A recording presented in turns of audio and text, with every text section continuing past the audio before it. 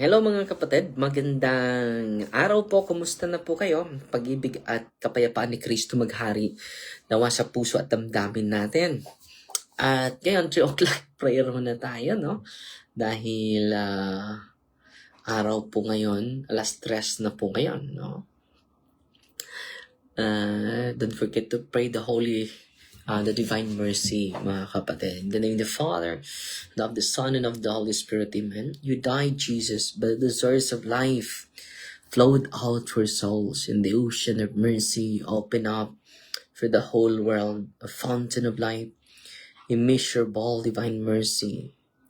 Cover the whole world and empty yourself out upon us, O blood and water which flowed from the heart of Jesus Christ as a fountain of mercy for us. I trust in you. Holy God, Holy Mighty One, Holy Immortal One, have mercy on us and the whole world. Holy God, Holy Mighty One, Holy Immortal One, have mercy on us and the whole world. Holy God, Holy Mighty One, Holy Immortal One, have mercy on us and the whole world. Jesus, King of mercy, I trust in you. In the name of the Father, of the Son, and of the Holy Spirit. Amen. So, magandang hapon po sa inyo. So, ngayon, ang isi-share ko sa inyo, ito po.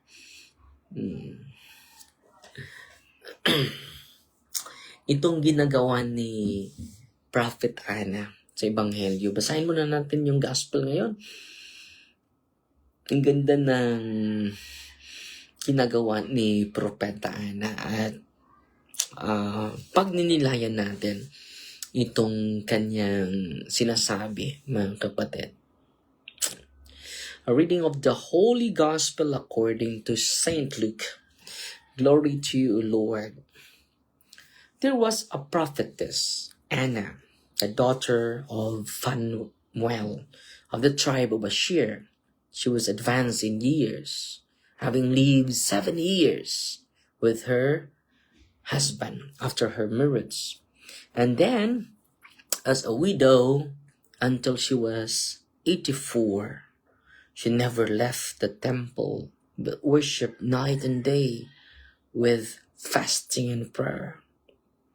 And coming forward at that very time, she gave thanks to God and spoke about the child to all who were awaiting the redemption of Jerusalem.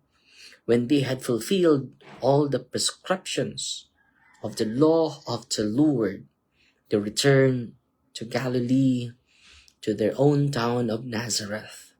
The child grew, became strong, filled with wisdom, and the favor of God was upon him. No, the gospel of the Lord. Praise the Lord Jesus Christ. So ito yung reflection ni Saint Ephraim, the Syrian, no? I-highlight natin itong magandang reflection niya. Si Prophet Anna, a living altar where hope never went out. No? She is a living altar. Dito tayo, no? Ito yung reflection while reading the gospel, reflection of Saint Ephraim, the Syrian. Sabi niya, a living altar where hope never went out. No? So siya po yung buhay na altar. Na kapag maging living altar tayo, mga kapatid, no? Hope never went out. Hindi tayo mawalan ng pag-asa. So marami sa atin is not a living altar, it is a dead altar. So yan ang problema natin, no? So ito po yung illustration sa buhay ni Propeta Anna. In the temple, the altar was the place where fire was kept, burning day and night. So yung altar natin may kandila na burning day and night, where fire was kept in the altar. No, Saint Ephraim sees Anna as a human altar, a living altar. No, yan ang challenge natin ngayon. Her body becomes a place of offering. buhay niya, inaalay niya sa Panginoon. Her fasting is sacrifice. Her prayer is incense. Her hope is the unextinguished flame. No. The many rituals happen around her and herself had become worship. God does not reveal His Son first to the busiest, but to the most faithful. So, hindi ni-reveal ng Panginoon yung sariling anak niya sa mga taong busy. No? Busy ka ba ngayon, mga kapatid?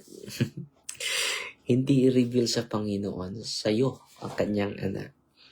I-reveal lang sa Panginoon ang kanyang anak when we are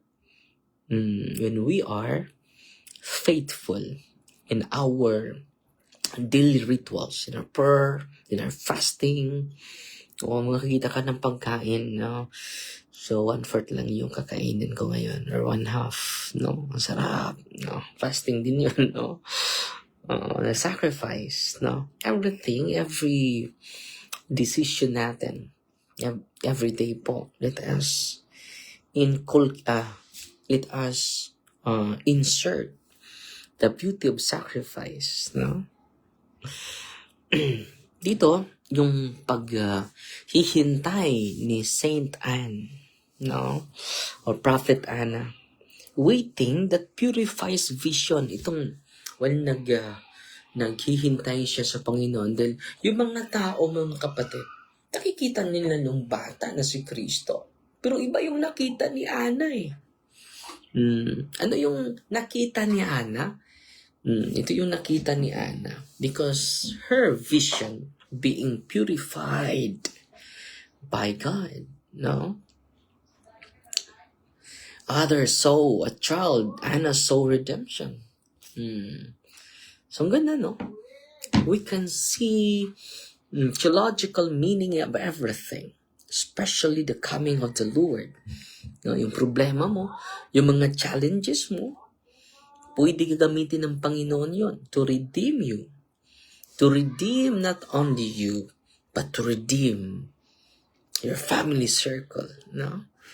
So, minsan ay yung perception natin yung vision natin is being contaminated, being darkened, being clouded by our biases, by our prejudices, by our negative sentiments, negative perception, no? Waiting does not delay revelation. So, itong paghihintay natin na nandito na ang Diyos, it is not a delay of revelation. It prepares for it. So, itong paghihintay natin, mga kapatid, it is a preparation. No, it is not a delay of revelation. But there is a moment of preparation. Kailangan maghintay tayo. At yung paghihintay natin is a preparation. No? This contrast is crucial. Recognition of Christ is not automatic. Kita ninyo, na-recognize agad ni Propeta Ana. No? Sino itong batang ito? No? Sabi ni Saint Ephraim, recognition of Christ, the Son of God, is not automatic. It is grace. So, ito si Propeta Ana, nakatanggap ng actual grace. But grace is welcomed by a prepared soul. So, ano? Ano din yung challenge natin? Pupunuin tayo ng grasya sa Diyos when our soul is prepared. Paano yan? Busy ka sa shopping. Busy ka sa Shopee. Ang daming Shopee mo. Naging materialistic na tayo. Extreme na yung pagka-materialistic natin. Matter naman tayo, di ba? Pero extreme na. Kahit may damit ka na, bili ka pa naman ng damit. Ang dami mong hindi nagagamit.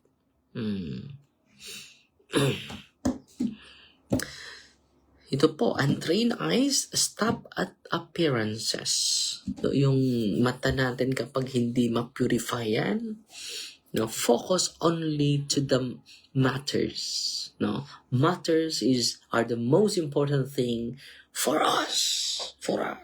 No, patient hearts see meaning. Sa mga taong pasensyoso, kahit yung mga problema nila ay may kahulugan. No, so kailan natin i-purify through the theology of waiting. No, faithful waiting recognizes salvation even when it comes quietly. So, ang mga taong mataimtim na naghihintay, no, recognizes salvation despite of quietness. No.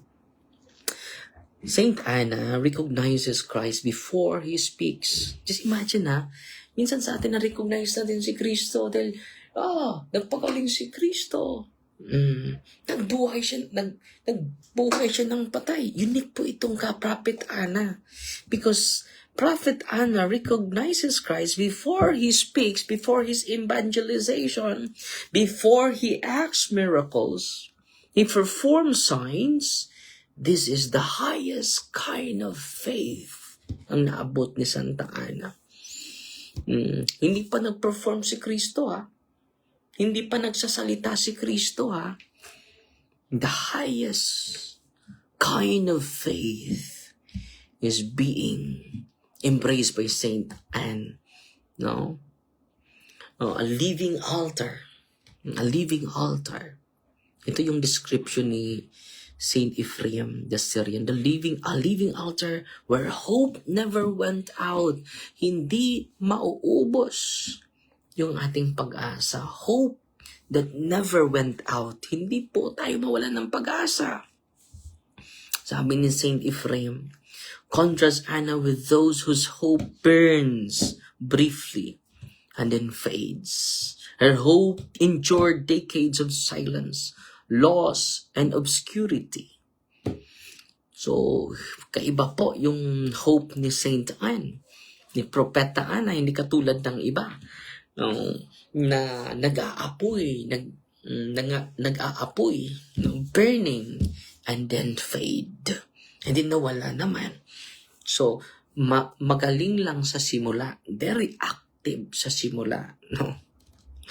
Hope is not optimism. Hindi po yan positive thinking. Hope is fidelity under delay. Kahit may delay, mga kapatid, nagpatuloy ka pa rin. Na faithful ka sa promise ng Panginoon. Hope is staying in the temple where nothing seems to happen. Hope is never disappointed. No? So, ang ganda ng mga,